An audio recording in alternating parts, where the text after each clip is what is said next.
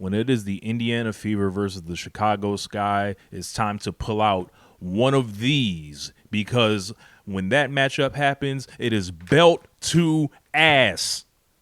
Belt to ass. And I had to pull out the belt to demonstrate that on Barbie Night once again, which is fastly becoming a tradition here.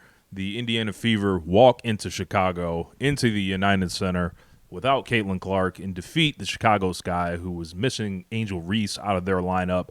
But this almost was like an isolated game in itself. These are two versions of the team that, you know, they're most likely not to see against each other. And what I thought we got was a pretty unique game that allowed some different players to get some shine and to step up.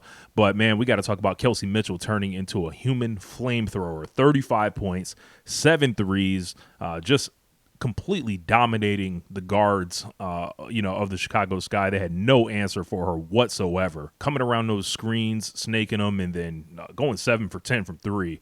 You're just not going to get many more better games than that in this league. Fever ended up with a 15-point win. Chicago fought hard throughout the game. It looked like they could have even got the score opened up more on them, but they showed a lot of fight in the third quarter and in the fourth, just cutting it down every time the Fever wanted to run away before eventually the dam broke and the Fever were able to get that proper separation. Caitlin and Angel not playing definitely took the wind out of the sails, I think, for this matchup. I feel bad for the fans that didn't really get to, experience that. And the league put this matchup on the schedule 5 times this year and really, has only been able to really pay it off once. And as Caitlin missed the last game in Chicago, she missed this game as well.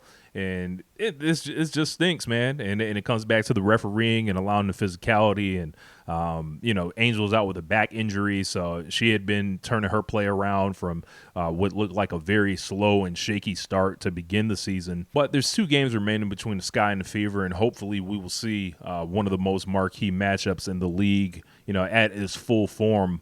And, continue, the Indiana Fever dominance over the Chicago Sky. And I know there's a lot of, people that make videos around the Chicago Sky stuff. And I just wonder how they're handling this one. Apparently, they'll need God, Jesus, and Jay-Z to be able to beat the Indiana Fever. So this game started getting out of control in the first quarter as the turnovers for the Chicago Sky set the stage for the Fever to get out on the break, get a lot of easy baskets, and just, find open players, from the three-point line. We saw the new signing come in for the Indiana Fever on the 7-day deal, Chloe Bibby, who I think offers a lot. She's a player that can play the 3 or the 4 and stretch the floor, which that's a preeminent skill, especially on this roster. That'll easily get you in the lineup. If you can sit in the corner or free throw line extended and, stretch the defense out and come in, and if you're Chloe Bibby, you come in and give 8 points, that's awesome. That's found money right there, and that's an easy way to play yourself into a contract. She played previously for the Golden State Valkyries,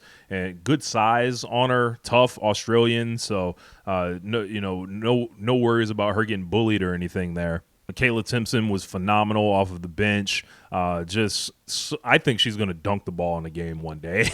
The way she flies up for, different, shot contests and offensive rebounds and defensive rebounds. Like, she's just so far in the air. She was a plus 23, just a second player behind Kelsey Mitchell in the lineup today. Kelsey Mitchell was a plus 25 for the night, and she came in. She really made her minutes count, 22 minutes, and it feels like this is the beginning of, minutes consistency for her, and I think a lot of us have wondered about that because there have been times where she just doesn't sniff the floor. So if there's some kind of consistency to be had with Timpson, I think Timpson is making a great case.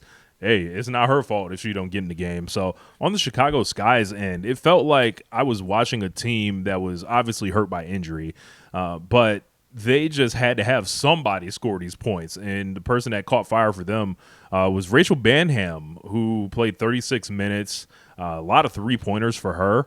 And someone had to shoot essentially on that team. For that lineup, there's just not a lot of offensive talent, and if somebody can get it going, it was crazy because the announcers were openly talking about Rachel Banham showcasing herself possibly in advance of the trade deadline for a good team to trade for her out of this horrific situation with Chicago. So if you're Rachel, put together a couple of those games and maybe a contender will come save you, essentially. But the Sky lineup is decimated right now. Ariel Atkins not playing. Angel Reese not playing. Haley Van Lith not playing. Courtney Vandersloot obviously out for the season with the torn ACL. So they were looking for points anywhere they could get them, and they really couldn't, they couldn't say, hey, Rachel Benham, you don't shoot the ball today. They had to have somebody put it up. And luckily, she caught fire a little bit. So good game for her, but it just was not going to be enough. Moving back over to the Fever, what I liked about this game for them was it felt like they knew under no circumstances could they lose this game. They exert a sense of dominance over the Chicago Sky, and it's been present whether Caitlin Clark's in the lineup or not, that we are not losing this game. It doesn't matter if it's in the United Center. It doesn't matter if it's in Gainbridge.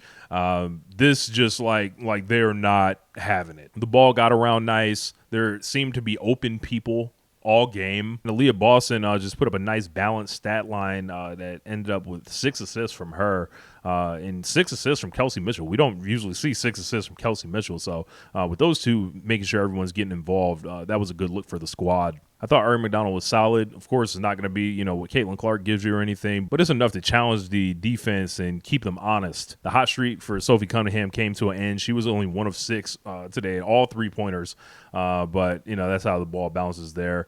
Lexi Hull was decent, plus 12 in her minutes. Her game was perhaps highlighted by making that buzzer beater at the end of the third. But games like these excite me, for the Fever, because you can see the wheels slowly turning into, what could be a competitive team down the stretch, what can be a championship level contending team if Caitlin Clark comes back, with full health. I can visualize the playoff rotation going much more than 6 or 7 deep this year. The Chloe Bibby edition potentially, if she can come in and just hit a couple threes every night, that's going to be, especially essential in games like these, like when Natasha Howard struggles. She was 0-5 tonight, and this just didn't seem like a Natasha Howard game. But that allowed for Michaela Simpson and Chloe Bibby to kind of combine for 22 points at that power forward position and really be that additional help that Boston and Mitchell need. I do think this game was kind of won in the points off of turnovers.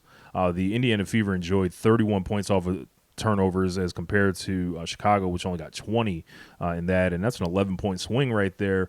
And it was just going to be a lot to ask for an undermanned Chicago Sky team to walk the Fever down, even at home, getting down by as much as 16. If you're turning the ball over that much and allowing those points off those turnovers, didn't really get many second chance points. And you would think with Camila Cardoso in the lineup, that would be a better area of strength, but that can possibly be attributed to no Angel Reese on the floor, creating those offensive rebounds. Chicago is so depleted, as I mentioned, their bench really didn't offer them much, and Indiana was able to get 29 points off of their bench. So this was just an entire recipe for the Fever to walk in there and, go belt the ass, as I mentioned. So what did you guys think about this game? Let me know what you think in the comments of the signing of Chloe Bibby. Possibly how long you think Caitlin Clark is going to be out of the lineup. They were kind of talking about on the game call that, I think you probably would expect to see her next month at the earliest, probably the middle of the month. And if the Fever are hanging around, they've got that 6th position locked up. As I pull up the standings right here, I want to see what the striking distance is, and it's really not that far. They're only a game back of the Dream and the Storm, and the Dream are in the 4th position, and they're 2.5 games back of the Mercury for the 3 seed. So no real reason to rush Caitlin. If you can hang in that area and then catch fire towards the end, you're 4 games back of the Liberty for the 2nd spot. And the Liberty just had Brianna Stewart go down with an injury. And I know they'll just put Emma Meeseman in there, and then they'll bring John Cole Jones in there. So, it won't be as easy to walk them down, but I could easily see, Caitlin being reinserted back into this lineup and then making a push for as much as the 3 seed easily. So, let me know what you guys think about that, and I'll see you guys next time. Peace. It's Rich Latta, One Lifetime.